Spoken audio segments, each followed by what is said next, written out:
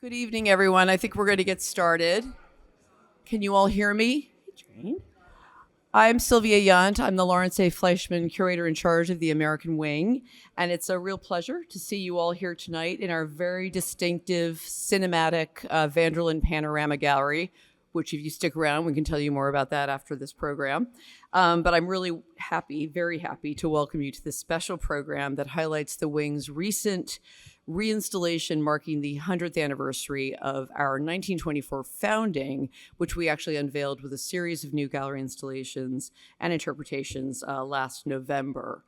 And in terms of the interpretations, one of the really important components of that project, which I was keen to bring to the fore, was really introducing a variety of interpretive lenses to our wide-ranging and evolving collection of historical American art and design. We first experimented with this kind of multivocal effort in 2018 with our Native Perspectives project, which was conceptualized to enrich the inaugural display of historical indigenous art coming to the American Wing for the first time, the inaugural display with the Diker collection, and to use that as an opportunity to really critically reckon with some of the representations of Native subject matter by non-Native artists. And you will still be able to you can still find those labels on our website. But with the centennial coming, we felt this was another perfect moment to think about broadening that approach to a range of works in our collection, both iconic works as well as newer editions by a variety of makers. American Wing curators, many of whom are here tonight, enthusiastically proposed a number of colleagues from outside the Met, academics, artists, community leaders, who would extend, enhance, and or even complicate or challenge our own interpretations, our curatorial interpretations of key and resonant works. But instead of conveying that perspective, those words, through gallery labels alone, we decided to work with our digital department to create these QR codes so you could hear directly the words of these wonderful contributors, these very imaginative responses, both on-site in the galleries as well as through our website. And this evening, cut to the chase, we're really pleased to have 4 of those contributors as audio commentators, a cultural critic, an artist teacher, a museum leader, and an environmental historian to offer their unique perspectives of works featured in the American Wing at 100, really unearthing these traces of history and culture in nuanced and very creative ways.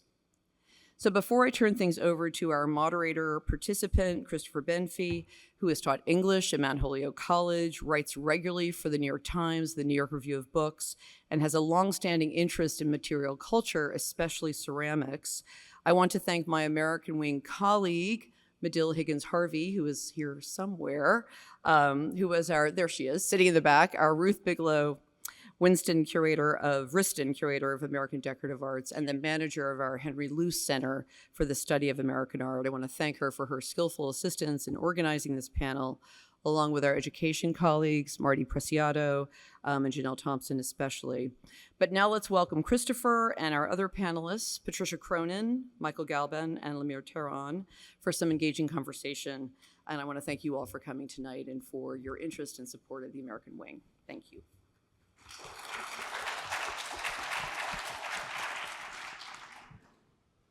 So first, a very happy 100th birthday to the American Wing of the Met on this Friday the 13th. As part of that celebration, as Sylvia said, Met curators invited some 30 people from varied backgrounds, including my 3 colleagues today, to bring fresh perspectives to objects in the galleries and record their impressions for the new audio guide. Thanks to Sylvia Yunt and to Medill Harvey for bringing us all together this evening. The Met's idea was to do some creative matchmaking between Met outsiders and Met insiders. The 4 of us here today are typical outsiders. The insiders are the objects themselves. Think of this evening's discussion as American Wing show and tell, or pushing the matchmaker metaphor, American Wing Tinder. Let me briefly introduce the speakers in their order of appearance. Lemir Teron, two to my left, is based at Howard University. He's a wide-ranging scholar in energy policy and environmental justice, and has worked on environmental impacts for the state of New York. His research interests include urban and community forestry, and as you will see, representations of climate impact on cultural objects. Michael Galban, on my far left, is the historic site manager for a 17th century Seneca town, and that is now nationally regarded as a center for the study of Iroquoian history. A scholar with research interests in the historic woodland arts, Michael collaborated, and I love this, with the Musée du Quai Branly, the ethnographic museum in Paris, on an exhibition titled Wampum, les perles de la diplomatie. Wampum, the pearls of diplomacy. Patricia Cronin, to my immediate left, a distinguished cross-disciplinary artist based at CUNY Brooklyn, has works in permanent collections pretty much everywhere, but including the National Gallery of Art and the currently embattled National Portrait Gallery. A cast of her well-known Memorial to a Marriage is in the National Portrait Gallery. Pour le moment, I guess we need to say. Yeah. It is the first and only marriage equality monument in the world. It's carved in Carrara marble and has links to the object that Patricia will be talking about later. Sylvia already introduced me, so let's cut to the chase.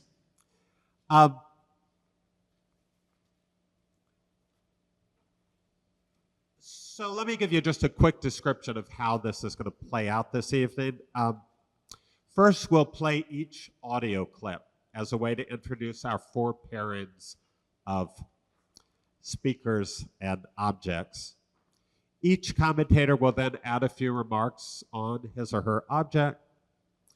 After my own remarks, I'll switch to my role as moderator and lead a brief discussion with our panel on all four objects. Then we'll open the floor to questions from all of you. Okay?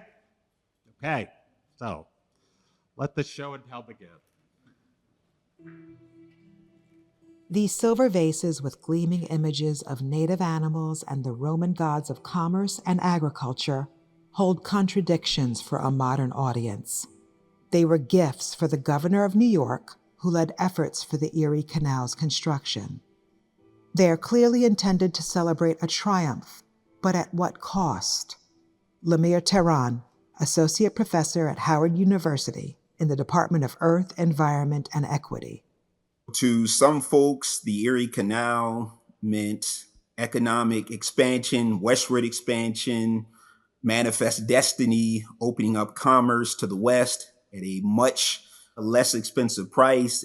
It meant that New York State was expanding and establishing itself as a global economic power. Looking closely at both sides of the vases, you'll notice figures gazing out at peaceful scenes that belie a more complex history. Environmental researcher Renee Barry explains. There are different vistas here. On one of the scenes, we see two people looking out over the Erie Canal. They seem to be admiring the Erie Canal as this magnificent work. There is another vista represented of an indigenous man looking down on a tree that was chopped down, presumably for the construction of the Erie Canal. He's contemplating, I imagine, the deforestation that was necessary to make the Erie Canal. It's important to really look at what progress really means. What is the human and environmental cost to this progress? How did the decimation of New York State undermine the livelihoods, the commercial livelihoods, the social livelihoods of Haudenosaunee and Native peoples? If we're going to really look at the piece, then let's acknowledge that there were some awful things that happened to get that westward expansion. Things like ethnic cleansing, enslavement, the decimation of native peoples through acts of genocide. You wouldn't have an Erie Canal unless you had that. So in addition to having a god of commerce or god of agriculture, it'd probably be more suitable to also include Mars, the god of war. First off, thank everybody for coming out tonight. And I just want to give a shout out to my collaborator. You heard from Renee Berry, who was in that vignette speaking about these vistas. She's in the second row, so just wanted to acknowledge my collaborator. As our good host said, I'm Lemir Teron, and we were characterized as outsiders, and I'm the most outsider of outsiders. You're probably thinking, why is an environmental science and studies professor talking about art in this august place? Well, number one, I have a brain. I haven't had a lobotomy yet. But beyond that, in this time of crisis, why is a person whose vocation is to talk about energy policy and trees talking and critiquing art? The fundamental question to my work is, literally and figuratively, what's under the hood? So we can appreciate many of the beautiful acts and works of art in this space. Aesthetically, marvelous. But I'm asking, what's under the hood? Literally, when I do my environmental work, particulate matter, lead poisoning, but I'm also asking, how do we arrive? What displacement went into making this beautiful work? Are we going to talk about the Sullivan-Clinton campaign or Sullivan-Clinton genocide? So we can look at this, we can think about the Erie Canal from the vantage point of commerce, as we said, mercantilism, we can think about agriculture, we can think about globalization, but I also want to get real and talk about some of the more consequential issues, ethnic cleansing, genocide, enslavement. So that's where I'd love to take the conversation tonight, and look forward to the next 90 minutes of discourse. This intricately decorated strap may have once held a powder horn or pouch. It would have been worn around the neck by a member of the Haudenosaunee Confederacy or group of Native American nations, and can also be appreciated as a document to be read. My name is Michael Galban, and I'm the director of the Seneca Art and Culture Center at Ganondagan State Historic Site.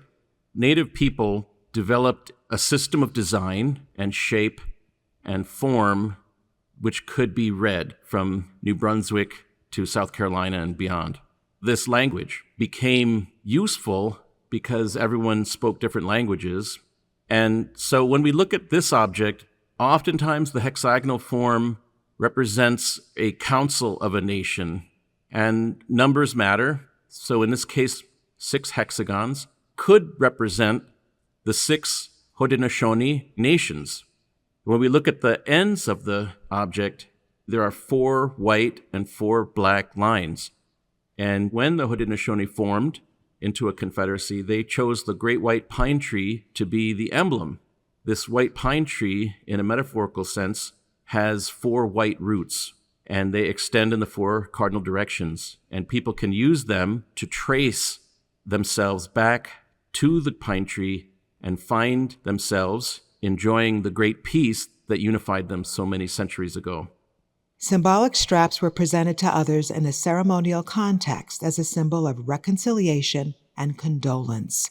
They're called wampum. But this strap, with its manufactured glass beads from Europe, isn't real wampum. It's a decorative stand-in, like costume jewelry that glitters, but lacks the complex meaning of the real thing. Traditionally, Native people wove wampum using white and purple marine shells they'd painstakingly collected. It was hard to get, and there was a lot of effort and time spent on making shell beads. Glass imitation wampum was an attempt to kind of replace it. European traders wanted to substitute, but Native people never fell for that, and they liked to have original shell wampum because it had a spiritual meaning and a spiritual value that the glass just didn't.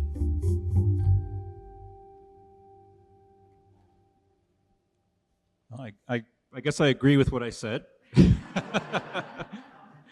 It's a real honor to be here and to be a voice for Indigenous people at the Met.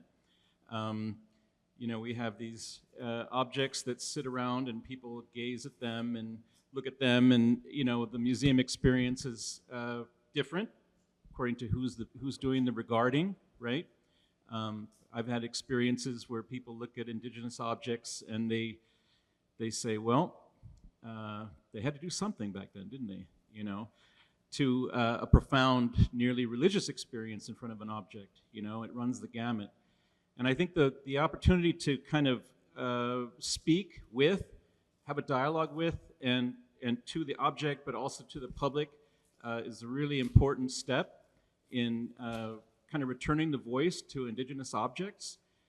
For so long, the museum world has insulated itself from indigenous peoples, and really the paradigm which sets up a situation where people can't be their own experts about their own things is changed.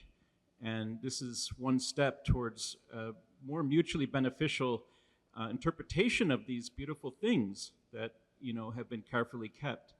And I'm just happy to be a part of that, and to, you know, at my core, I'm a material culture specialist, right?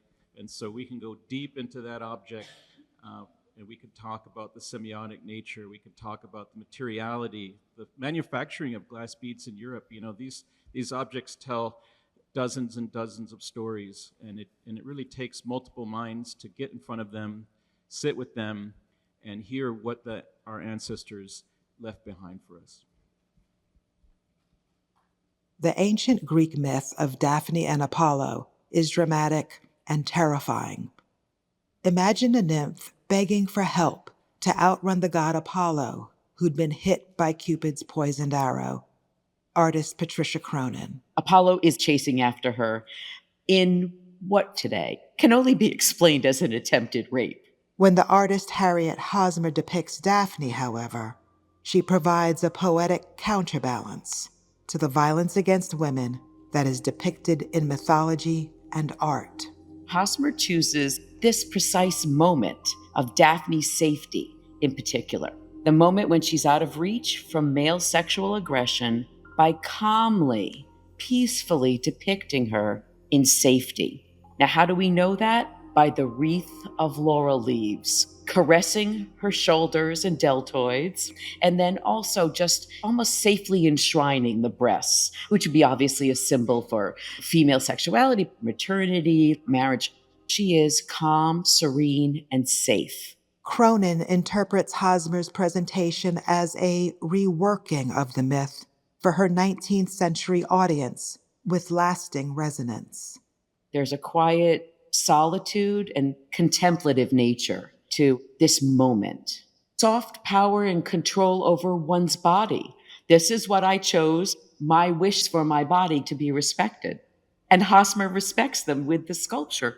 It's so interesting to look at this with our 21st century eyes now at this moment, and to think that Hosmer was thinking some of the same things that we're, as a society, thinking about today.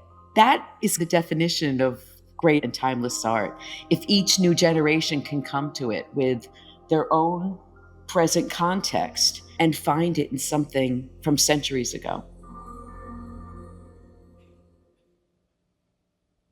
Okay, thank you, everyone who are here tonight, but also who organized this event. It's an honor to be here as well with these esteemed colleagues, so thank you for coming. The one thing I would just say now to kind of unpack it is, well, who was Harriet Hosmer? You know, so you hear, a woman made a neoclassical sculpture, that's nice, except we have to go back and think about, in the mid-19th century, women weren't going to college. They didn't have access to anatomical training, which obviously would be necessary to then sculpt the human form. Women were under complete societal, but also familial male, legal and social control, whether it was their property, their finances, their children. A lot of women were not allowed to walk down the street unaccompanied by a male colleague. So when Hosmer, at 22 years old, moves to Rome in 1952 to apprentice with the leading neoclassical sculptor, a British sculptor, John Gibson, and train with him for a few years, and then hang out her own shingle and become known as the first professional female sculptor. Is she really? No, but that's what she becomes known as. It's almost quite miraculous that she and the other women sculptors that followed and became part of this community of expatriates in Rome and Florence many from the Anglo-American English-speaking world of writers, artists, and what they called independent women. And so Hosmer, becomes very, very successful. It's also with the rise of a kind of publishing that starts happening. In newspapers and journals and magazines, stories start getting serialized. All of a sudden, you need a lot more writers. Well, the women start getting hired to do some of the writing. When they come across on the grand tour, who might they sometimes want to also write about? The women artists who were there in Italy, in a way representing a kind of American femininity. I'm using air quotes because I don't know what that is exactly. But also a lot of the collectors would come either from, on the grand tour from the UK or from the United States. And they'd go to the studio, they'd want to see what is this young woman doing in Rome.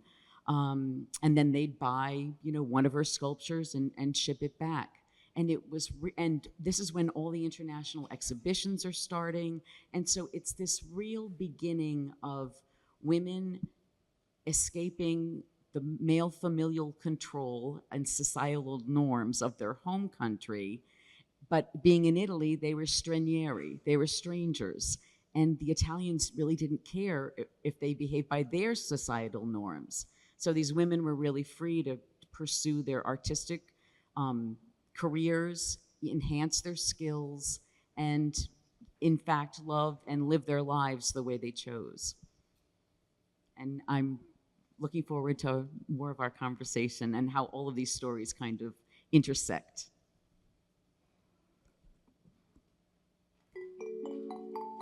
This is one of the most exciting little pots in the world. This is not just one more piece of porcelain. This is the real deal. My name is Christopher Benfey. I'm a cultural critic with a special interest in ceramic history. If you walk around the teapot, it's almost like you're walking around a globe.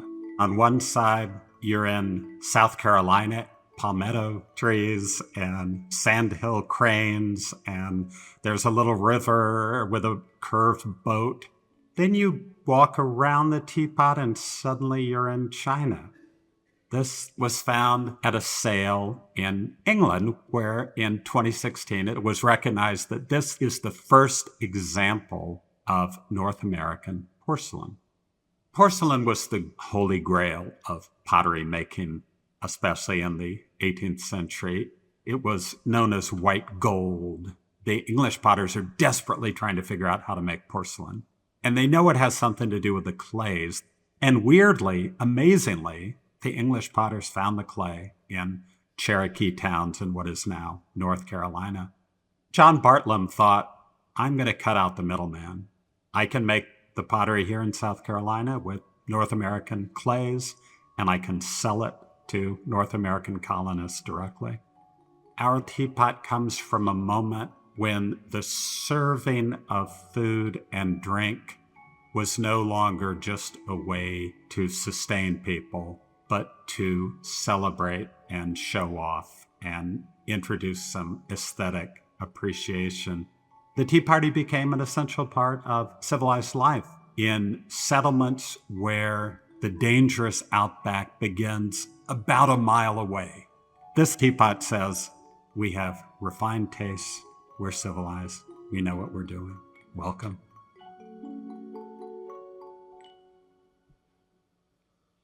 So that teapot is tiny. It's about as big as my fist. So it sort of looks rather enlarged on the screen. I'd begin with a word of advice. Look in your attics and your grandmother's china cabinets. John Bartlam's teapot sold for about $20 at an estate sale in England in 2014, and in 2016, sorry. And 2 years later, when connoisseurs recognized that it was one of the first pieces of true porcelain made in the American colonies, it sold for over $800,000. No complete intact pieces by Bartlam have been found in the American colonies or elsewhere in the United States. So look in those cabinets. The teapot has two sides. That's why I wanted to show both of them, depicting China and South Carolina.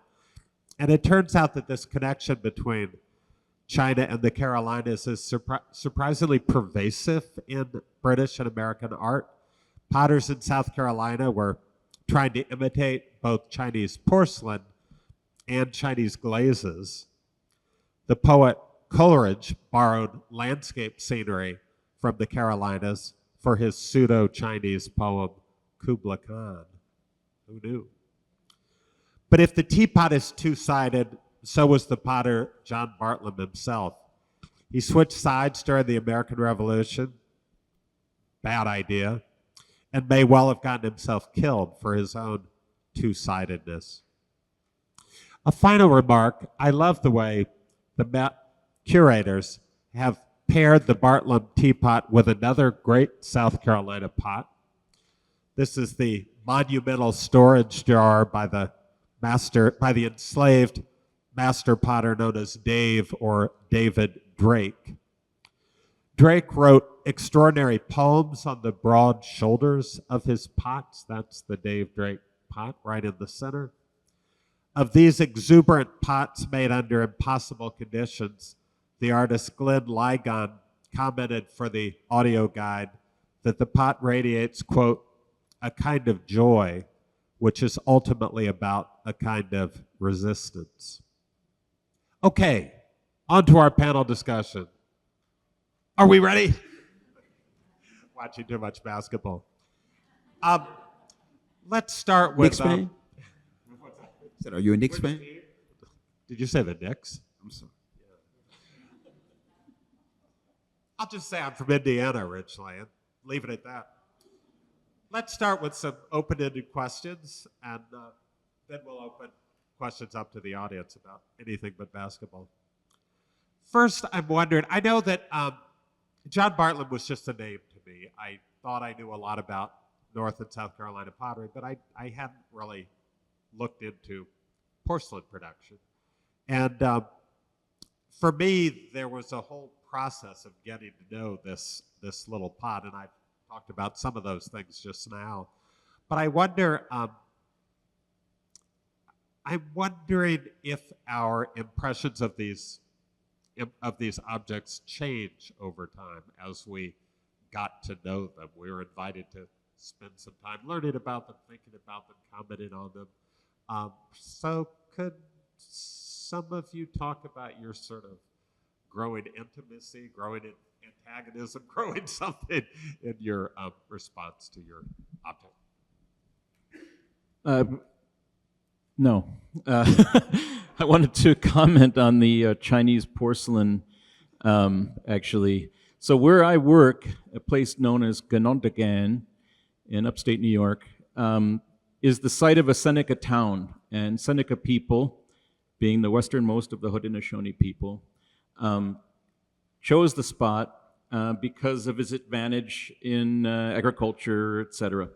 But the community was around 4,000 or 5,000 people. It was a big community, and in terms of archaeological content, it was rich, right? So really, it had been looted over time, unfortunately. But the objects that were extracted from the site, mostly in the end of the 19th century, early 20th century, represents a really important chronology and sort of a timestamp.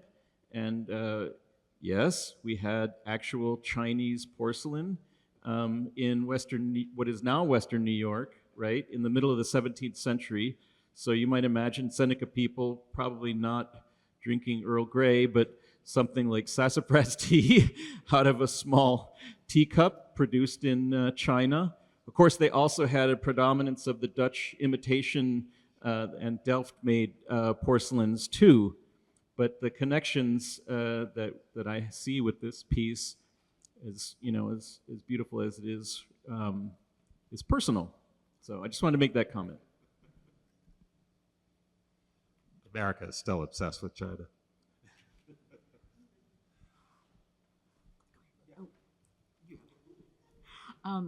Well, my experience didn't change so much from being asked to do the audio guide to now. But because I wrote the catalog raisonné for Harriet Hosmer, it's a scholarly book. It's the most prestigious book an artist can get written on them. It documents every work of art, every exhibition, bibliography, exhibition collection, I mean, everything. And because when I discovered Hosmer, when I was making the sculpture that Christopher mentioned earlier, I was making a large 3-ton marble mortuary sculpture, and I needed to study the history of sculpture. And when I discovered Hosmer, I was just floored, and I'd never heard of her. So as soon as I was done with mine, I knew that she would be my next topic.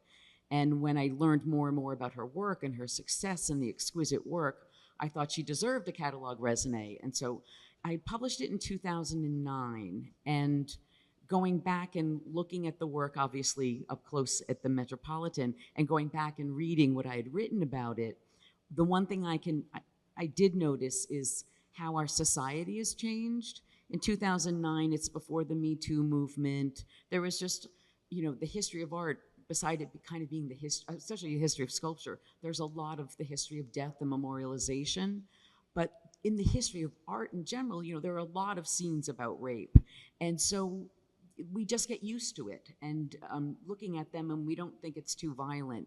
And I just thought, wow, from 2009 to 2000 and last summer, 24, when they asked me to participate in the audio guide project, I thought, wow, our society has really changed. And I was thinking, I'm gonna have to rewrite the whole catalog raisonné, because I'm thinking about a lot of her work differently now.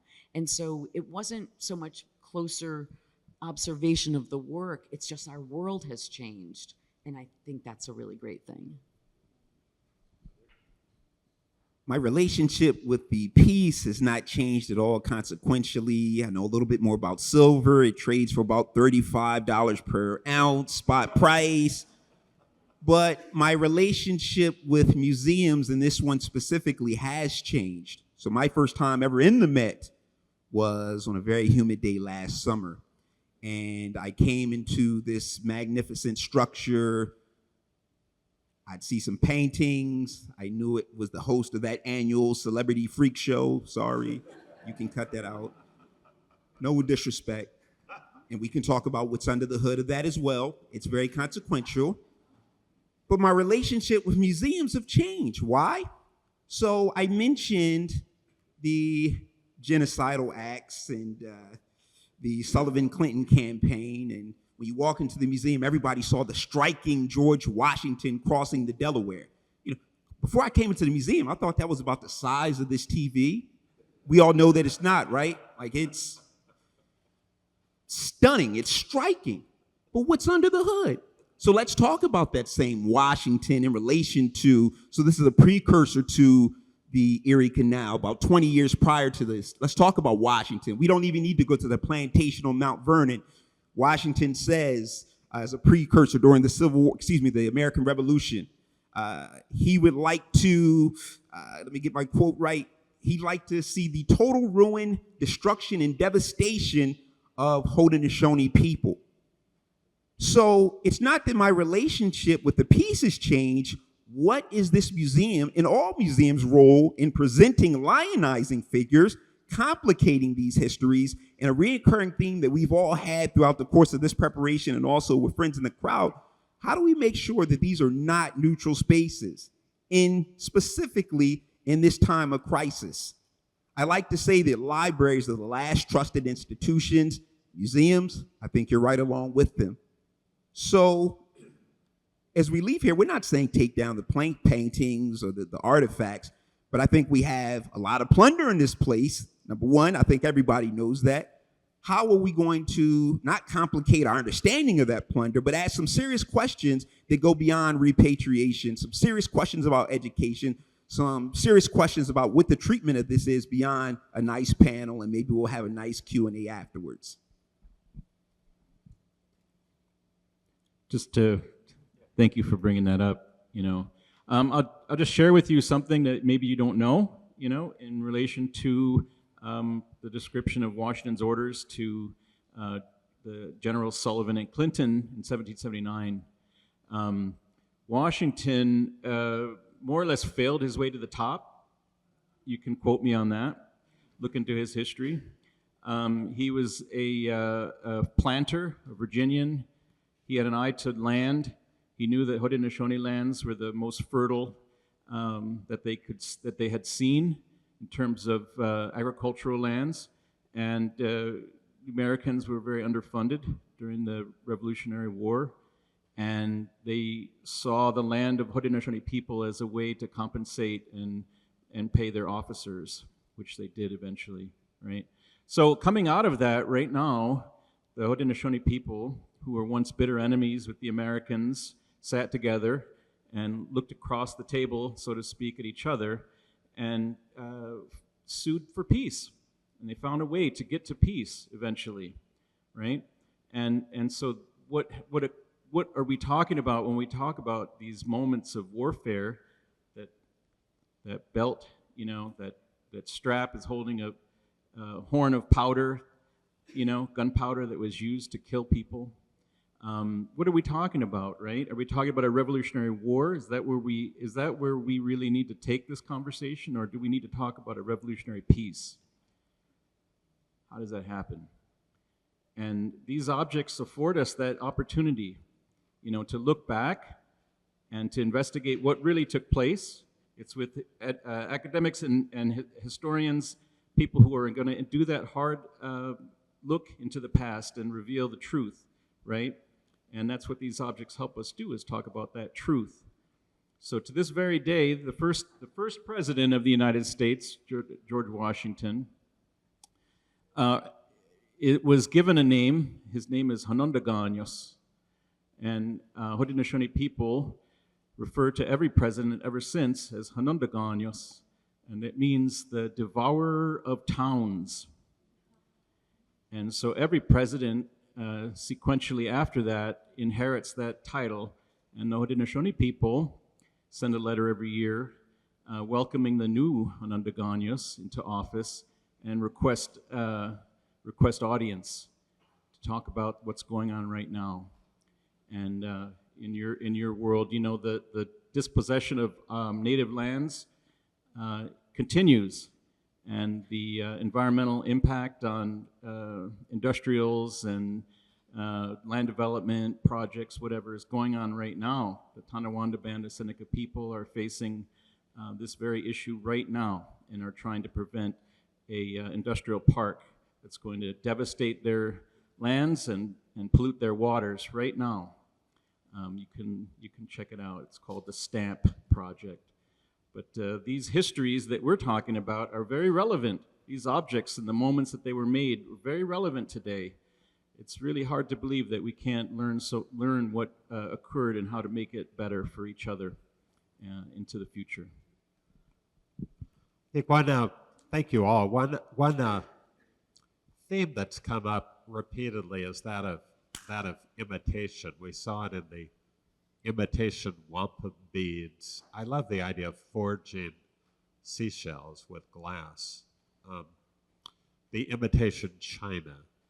To some degree, a kind of imitation Greek sculpture bust with Hosmer's Daphne and a classical, what is that? A celebratory triumphant vase.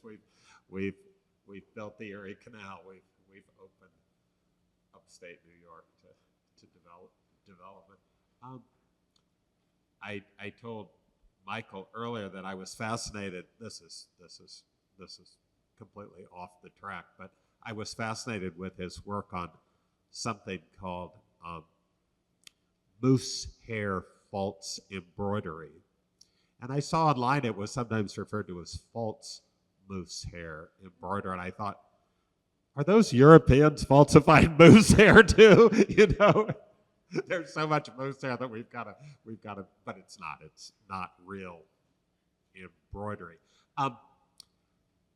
But this way imitation runs through art that sometimes we think of it as borrowing, sometimes we think of it as stealing, sometimes we think of it as appropriation, sometimes we think of it as improvement, making it our own. I wonder if that's something we could free associate a little about. It seems in all these art forms, it's such an underlying. Yeah, when you brought that up to me in the elevator, it got me thinking about imitation too. You know, what does that mean? What are we doing when we imitate? Are we attempting to replace? Are we attempting to capitalize or take advantage of or somehow fool, right? And in an artistic point, like the powder horn is using glass imitation wampum. It's a poor substitute, but made economic sense. Didn't fit within a cultural context for Native people, but people did use it because it was available, abundant, and you could use it in similar ways, but it wouldn't have the same gravity and power and sacredness of the actual shell bead, right? So what does that mean? Like, and I thought, you know, during the American Revolution, when this thing was being made, well, there was a new nation being formed, right? And some people have been saying that, and some historians point to the Haudenosaunee people as a model, at least for aspects of what would be the American project.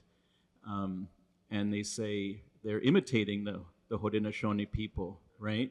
Of course, they left out major things like all women and anybody who wasn't a landed white man. So is that an imitation?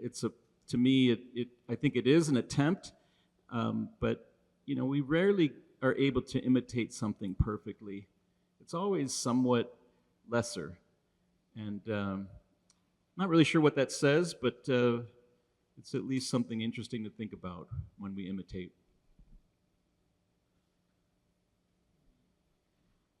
I would say, you know, what's that saying? You know, life imitates art. And for Hosmer with the Daphne, it's more like her art was imitating life. You know, I would ask myself, well, why did she make her first sculpture in Rome the Daphne myth? But she chooses it because she's heartbroken. She has the recent news that her first love, close friend and fellow classmate from Mrs. Sedgwick's school, Cornelia Crowe, and she learns about her engagement to Lucien Carr. And in a state of jealousy and sadness of losing her dear friend and love interest to marriage, she chooses the Daphne myth to talk about it. And I just, going back to the catalog raisonné, I found a great quote about the Daphne, and this is how Hosmer writes to Wayman Crowe, Cornelia's father, who is managing her money whenever she gets a commission because she can't have a bank account in her own name, of course. And she says, you see, everyone is getting married but myself. Wait a minute. And the services become more fascinating the longer I remain in it to not be married. Even if so inclined, an artist has no business to marry. For a man, it may be well enough, but for a woman on whom matrimonial duties and cares weigh more heavily, it is a moral wrong. I think, for she must either neglect her profession or her family, becoming neither a good wife and mother nor a good artist. My ambition is to be the latter, so I wage eternal feud with the consolidating knot. So it's just, there's just so many layers the more we keep looking and thinking and studying. And yeah, this was her way of having the artwork, you know, imitate all the feelings that she was feeling. I plant trees and write energy policy for a living. I'm the least qualified up here to talk about imitation in art, but what I would say from a very generalist perspective, I think that when cultures don't imitate others, then that's probably going to be a stagnant culture. I think the question here is appropriation, theft, stealing. And I'll pass the mic back to you because I plant trees. What is that nasty quote by T.S. Eliot that minor poets borrow and great poets steal? Picasso says that Not too. clear what, I think maybe they all say. Yeah, so these works are all, we see them as legible, as sort of making points. I mean, especially those two vases, like they're really making an argument about the Erie Canal. I think, Patricia, you've suggested something similar, that there's a kind of maybe Bernini didn't say everything about the death, that there was another perspective maybe. Sorry, another perspective to take on it. And Michael, you talked about the legibility of, I mean, it's that belt is made to be read. Those numbers mean something. The patterns mean something. I'm still trying to figure out what the teapots turn it one way, China turn it the other way, South Carolina means. But we're talking about a sort of legibility of the object, and then a way that there are ways to read against what the object seems to say. That the object talks to us, and we find ways to talk back to it and say, well, not so fast with Washington, maybe. Can we talk about that sort of? Okay, I get what you're saying, but hold on for a second. It seems an interesting part of looking at art, and maybe an interesting part of looking at art right now. Maybe there's always been a right now, but I think right now for all of us for the past 48 hours seems like right now. A lot going on.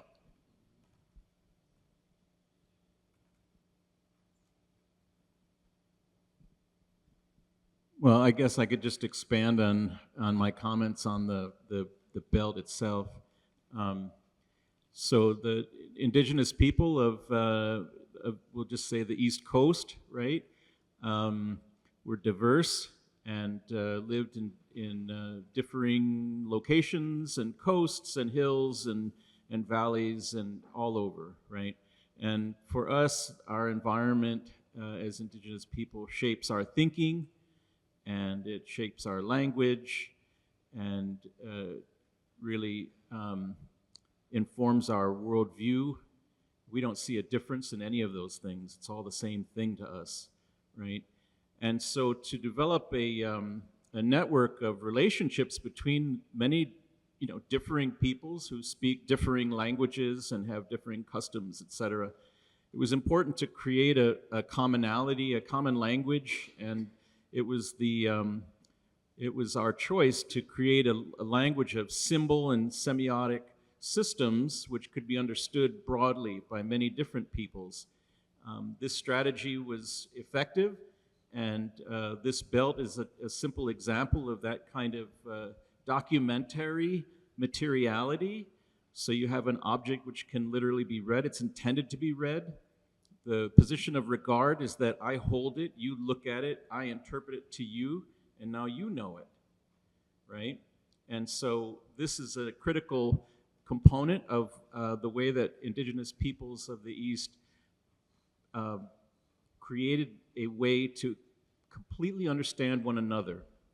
So the system goes like this. You have an object, a belt, you show the belt, you explain what it means, and then you ask the other people who you're speaking to then say that back to you. And if they say it back to you the way that you want them to say it, the way you've explained it, then you're all on the same page. There's no ambiguity. There's a certainty to this. And this system of protocol, for diplomatic reasons and even economic reasons, was the foundation of these relationships that Europeans fell into and became a part of and had to learn and struggled to learn and continue to struggle to learn even today. So, yeah, they say things to us, but only if you know the language. So we can look at any of these pieces and read them with a very romantic eye. Several years back, when I was a New York State resident, I was asked to serve on the Reimagine the Erie Canals initiative. How do we democratize access to the Erie Canal beyond the person that owns a yacht? So the same reason that you want to complicate your understanding of this piece is the same reason I was on the Reimagine the Canal initiative.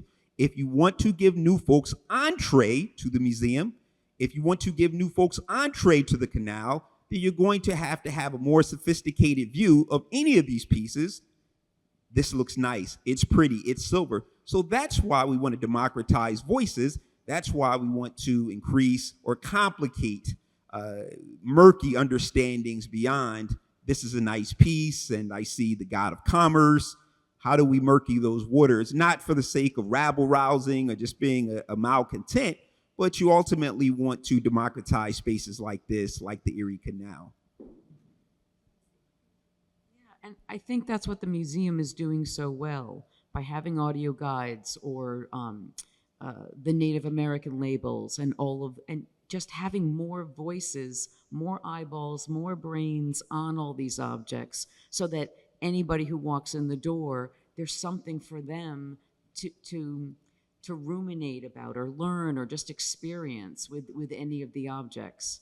And I mean, because art is supposed to be for everyone. It's one of the most basic human things we do. Going back to the cave paintings, human beings 30,000 years ago wanted to express being alive and their world around them, even if it was just antelope, and to just keep that channel of curiosity alive. Because if you're really curious and you can slow down, and the museum helps you slow down and look, with the labels or the audio guide or a tour or whatever, these panels, it's a great thing. And I think it can be rewarding.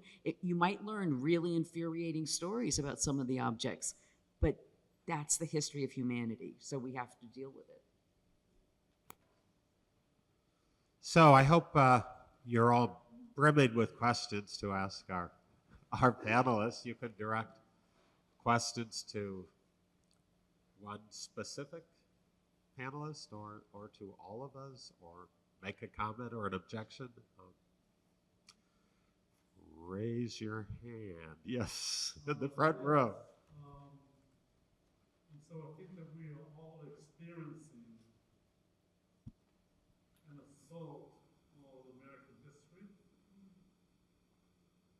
actual American history, which is quite rich and quite complex. And so can you speak a little bit about how art can help to enliven American history,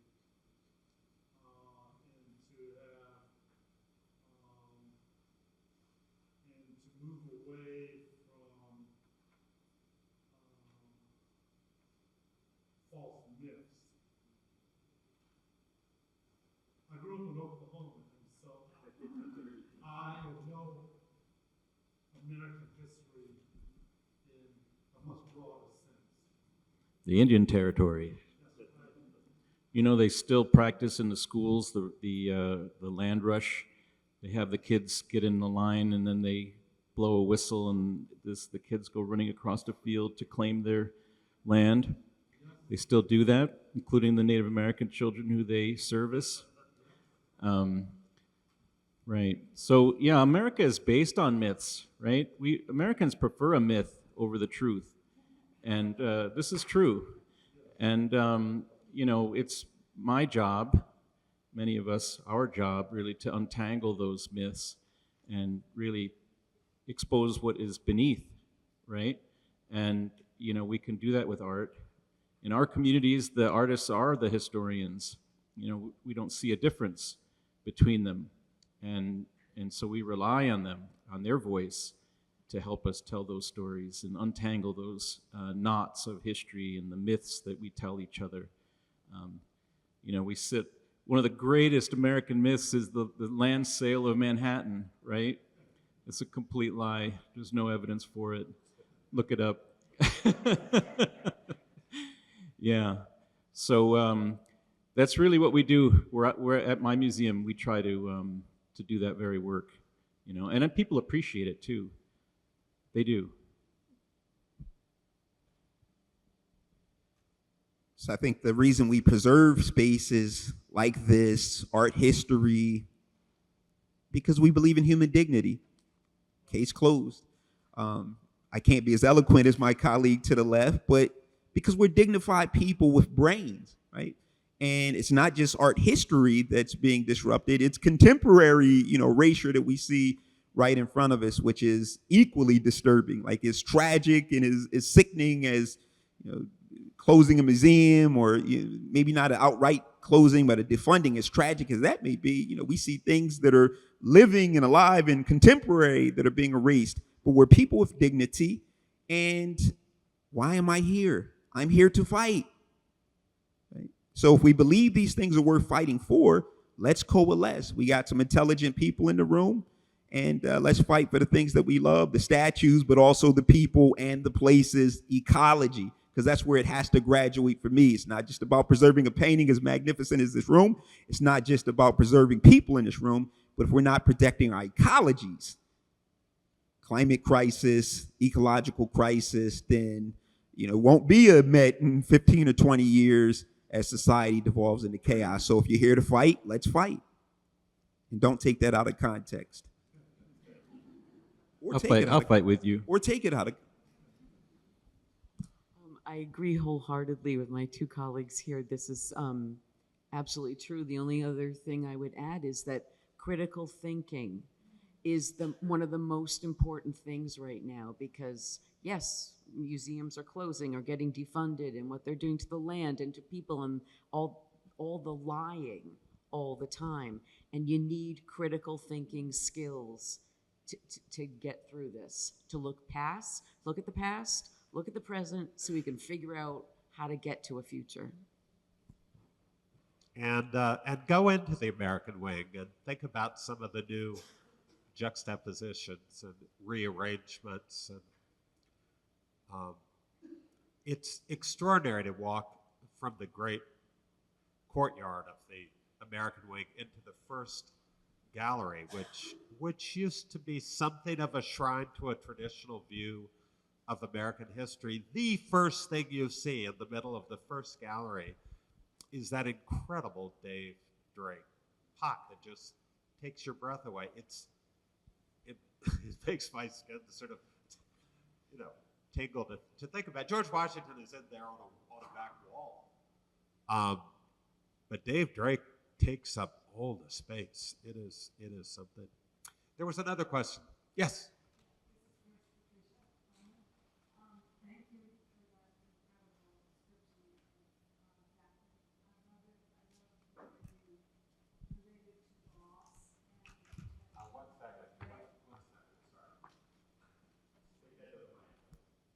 Sorry if you didn't hear me, but I'll start again.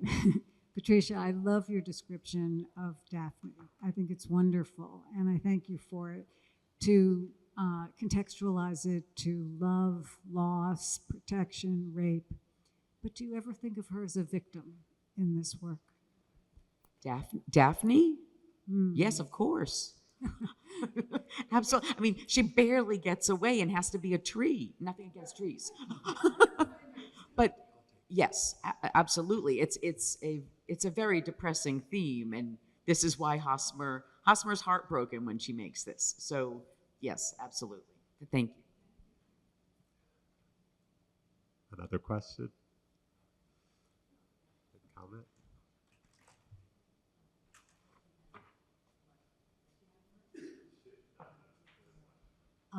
I just want to, given the perspectives you've all come to, and this is going off the beaten path a little bit, how do you feel about the statues that are being discarded or put in a back room, and the history of them, although some of it not very nice and not very palatable, but it exists. And so do you feel that those kinds of sculptures, those kinds of artifacts should be put in a back room or just reinterpreted? Okay.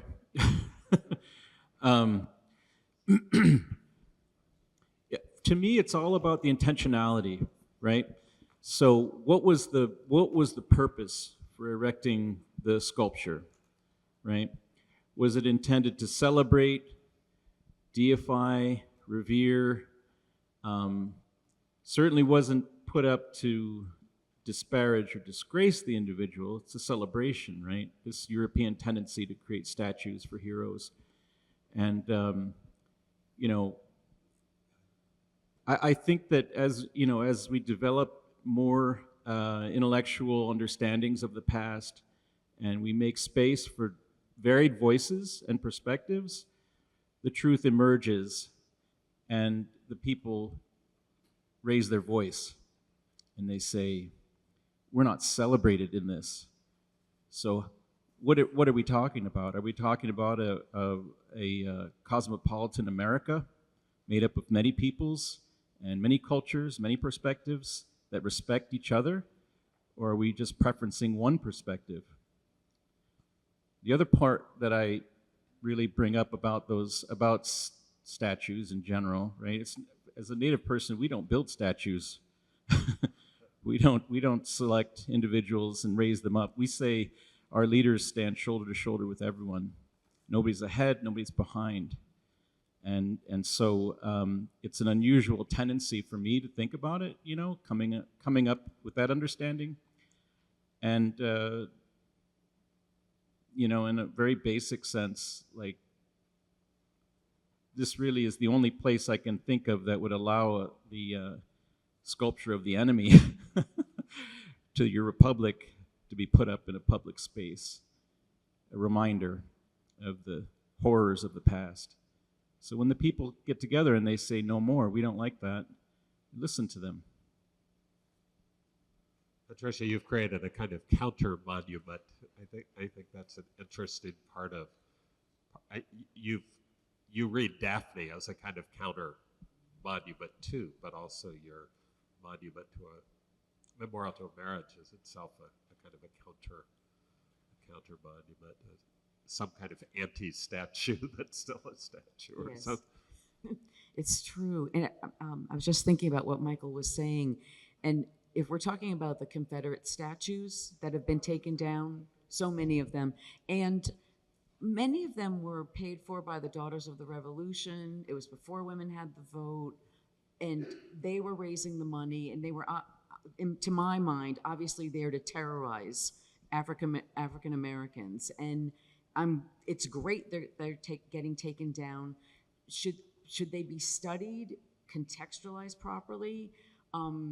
Absolutely, but in the most truthful, full, complete version of that history, not written by the people who revere, obviously.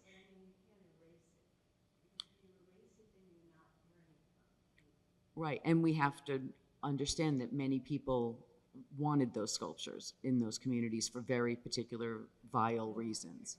Yeah.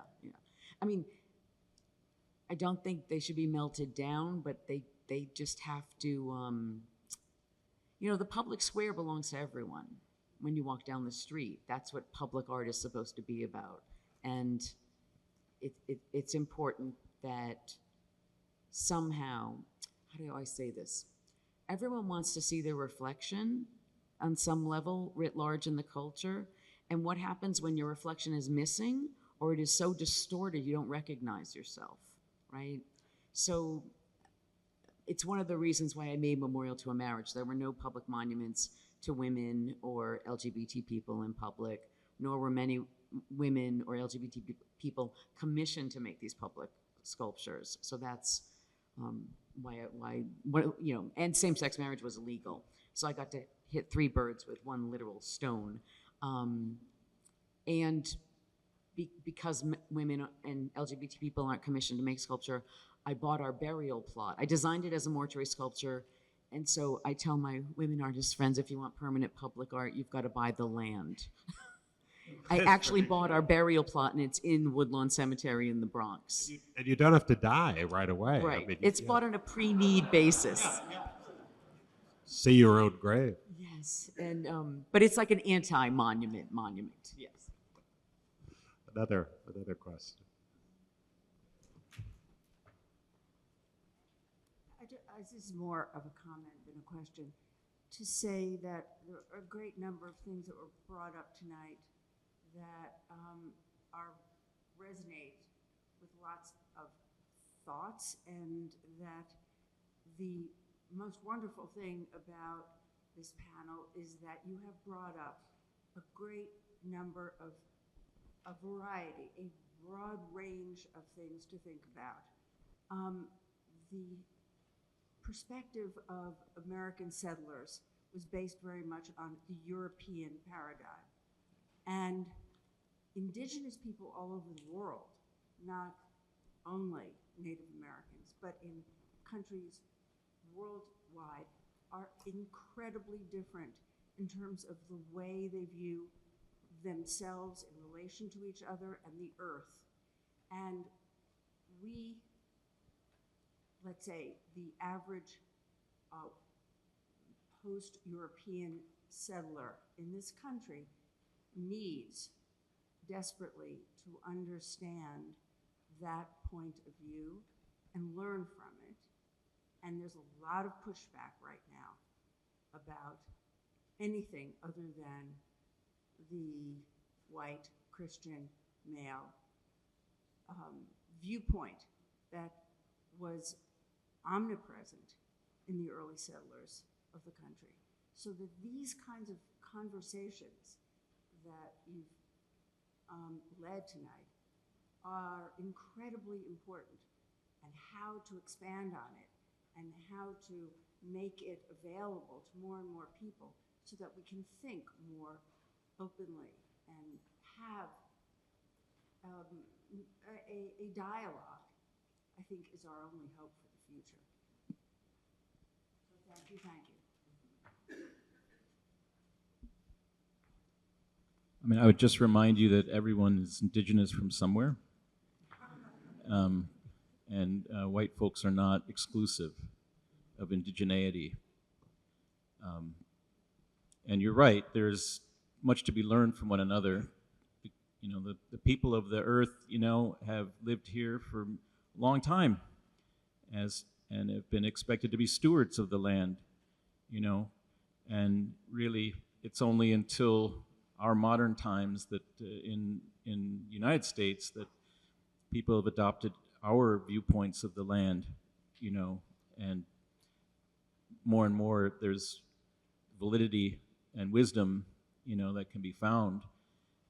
And that's the hope, you know, that we can get through this if we listen to one another and have that open path of communication. We should also recognize that museums, for all their seemingly peaceful and retreat-like quality, are embattled spaces right now. I also learned something on the elevator coming down here, that the director of the National Portrait Gallery just resigned under pressure. A museum that is seen to be a kind of repository of a view of America that has changed a great deal in recent years, and now is being forced to go backwards. I know that Patricia has her own work there. It is the kind of work that the National Portrait Gallery has made room for, space for in recent years, and it's a reason that director is no longer the director. Thank you.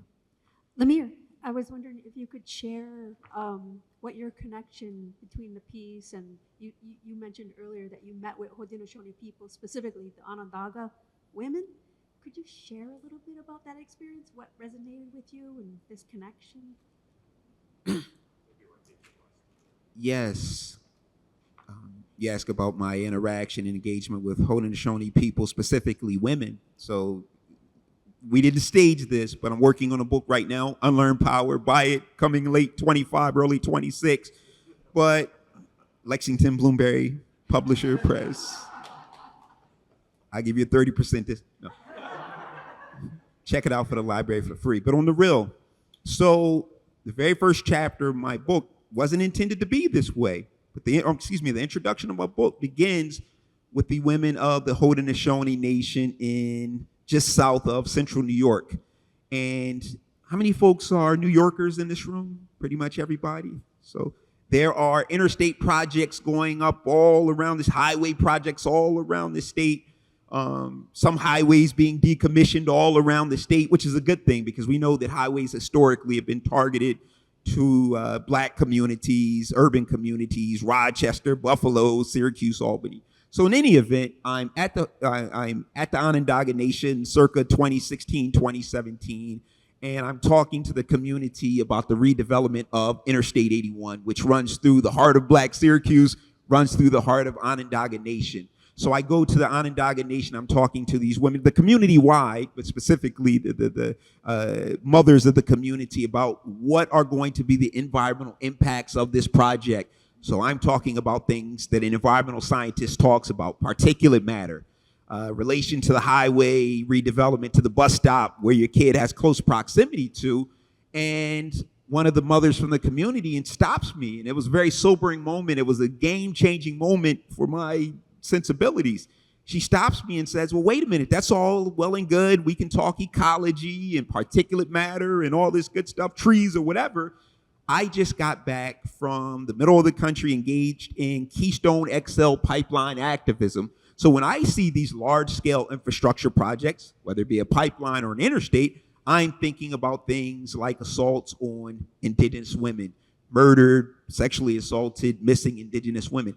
It changed everything. So we can talk about environmental justice. We can talk about the Erie Canal from a very deodorized or antiseptic standpoint, but there has to be an underlying human narrative to it. So again, I'll repeat, sorry, I said this in the opening, I can appreciate any of these art or these pieces from an aesthetic value. This is a striking, I'm fortunate to be here with you tonight, right? You'd have said, hey, in 15 years, you'll have a career where you get to talk to 60 different New Yorkers about these issues. Wow, I'll take that. Yes, very important, but we got to odorize. We have to odorize critiques, and how do we do that? We raise voices like the one that you just spoke about. So I didn't ask you to mention that for the purpose of me selling a book. I think that we all can be reinformed by that level of engagement. So we're not on the Onondaga Nation. Let's go to Seneca Village. Do we all know what Seneca Village is, right?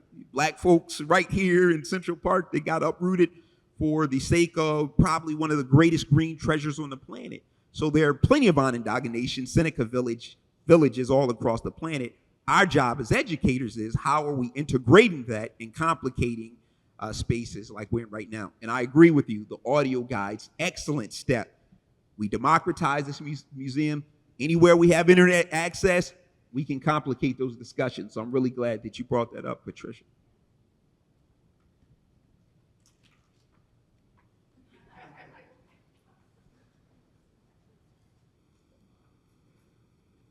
Thank you. Yeah, I don't play for the Knicks, so I would not have caught that.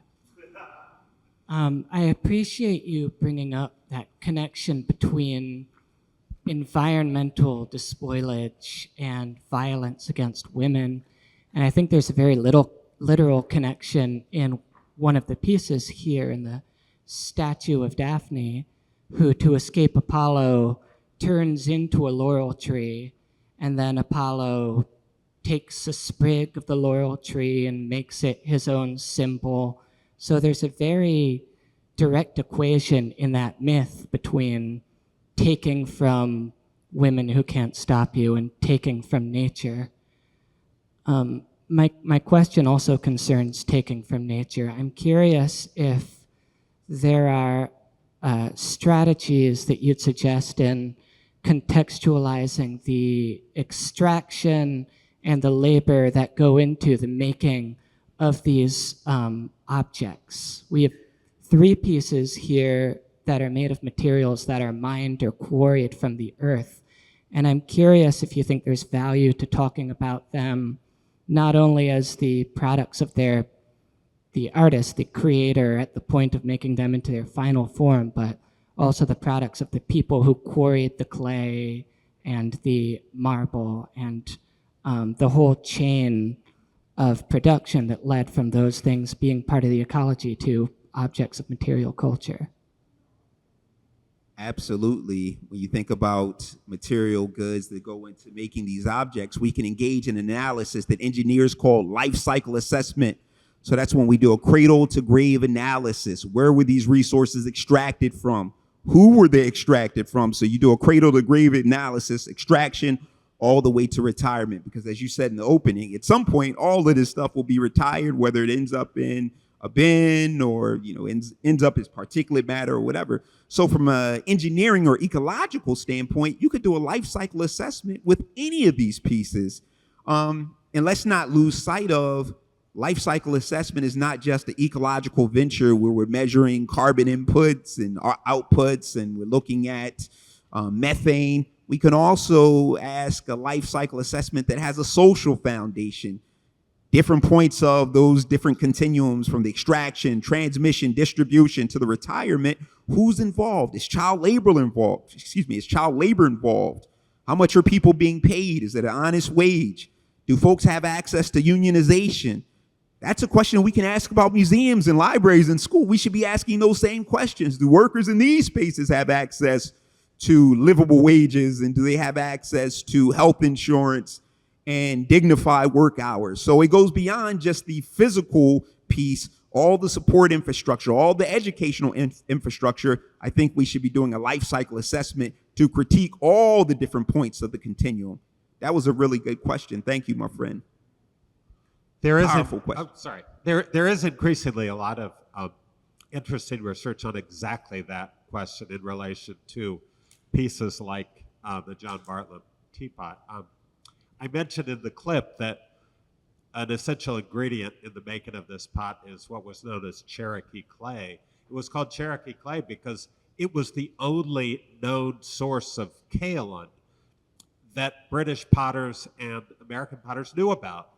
And Wedgwood, you all know about the Wedgwood Empire, one of the greatest entrepreneurial stories in the rise of the English Industrial Revolution. Wedgwood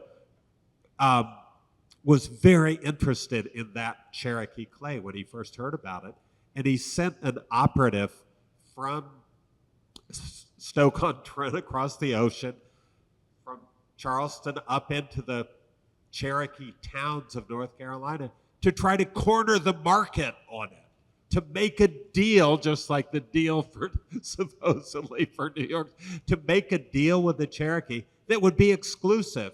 A friend of mine said, "Oh, more of these rare minerals, rare earth stuff that you've got to, dig far away, corner the market on it." So the story of the little teapot is really the story of John Bartlett saying, "I can get a little closer to that Carolina clay. I could maybe make my own deal. I could maybe make my own pots there." Wedgwood was selling pots back to the American colonists. Bartlett said, "You could cut out the Minuteman.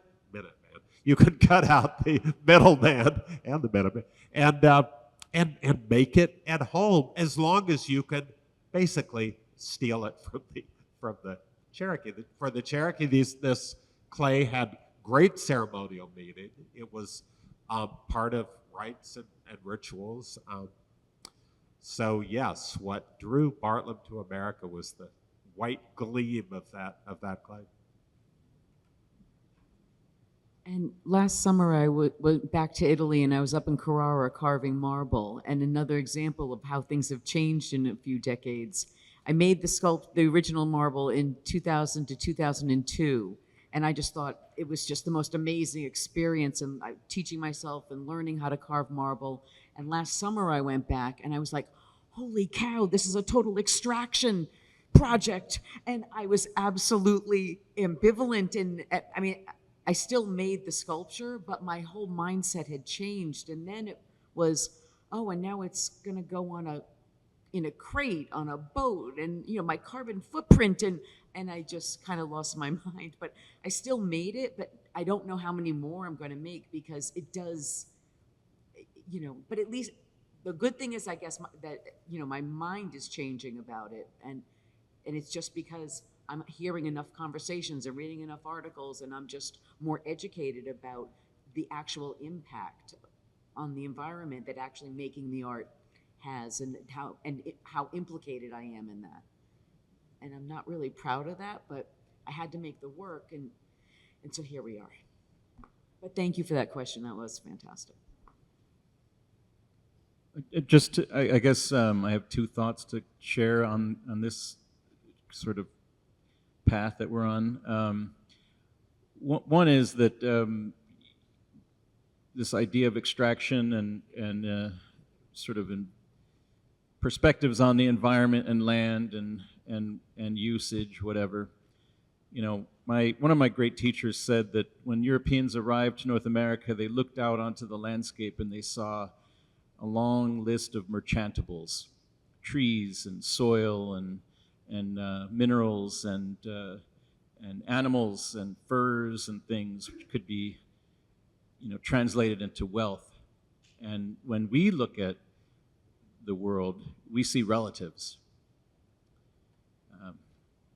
Our world is a social world, and we don't just talk to one another as human beings, we talk to animals and plants and the wind and our universe and this kind of complex world that we live in. That's what we say. It's really our family.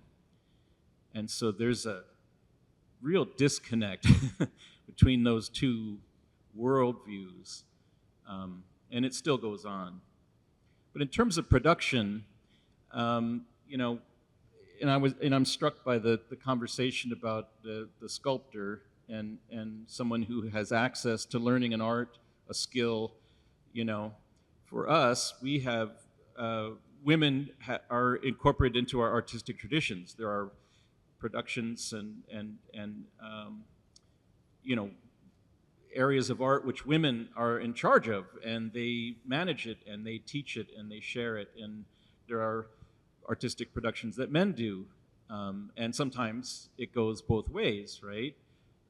So we've never had an exclusivity in terms of gender for our arts. We prefer to have equal access, and the strap that you see was likely made by some Haudenosaunee woman long ago, Of course, the beads were produced in Bavaria somewhere and then exported, but she put them together and designed it and had intentions for it, and so we don't have those hang-ups.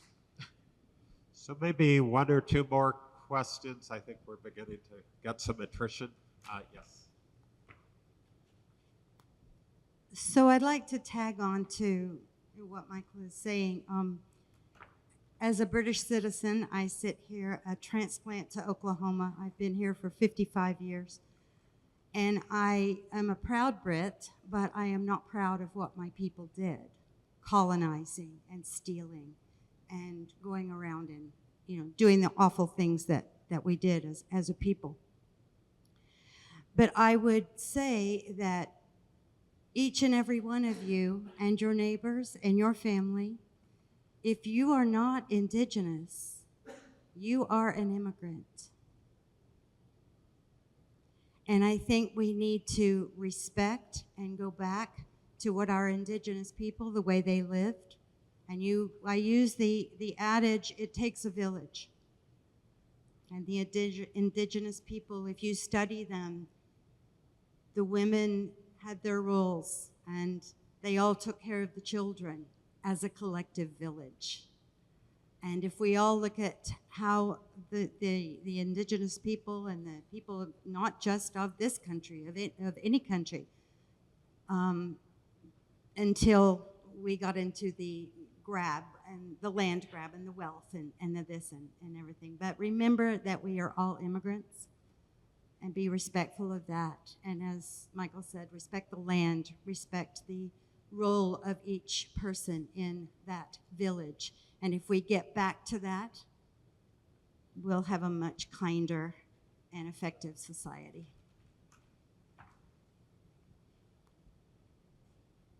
Dignity. I think we're going to begin to draw things to a close for the evening.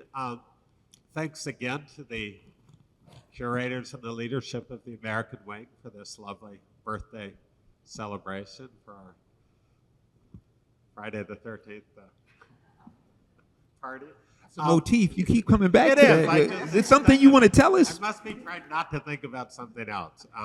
But it's been a lovely evening. All of you, thank you so much for coming. I want to thank my fellow panelists. I just met all three of you. I feel like we're old friends. So great to spend time with you. So thank you, and have a great night.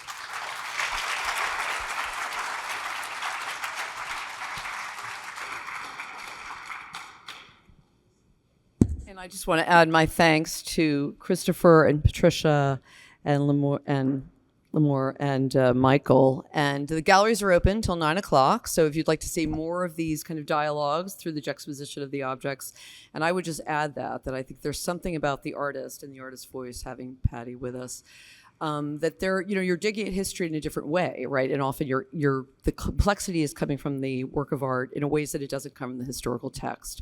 And I think that's something that we are continuing to learn from this extraordinary collection that we are privileged to steward in all its complexity with all its challenges, certainly. So I thank you for a really rich and stimulating conversation, gave everyone a lot to think. And thank you all for coming and having such great questions. So thank you. Thank you, Krista.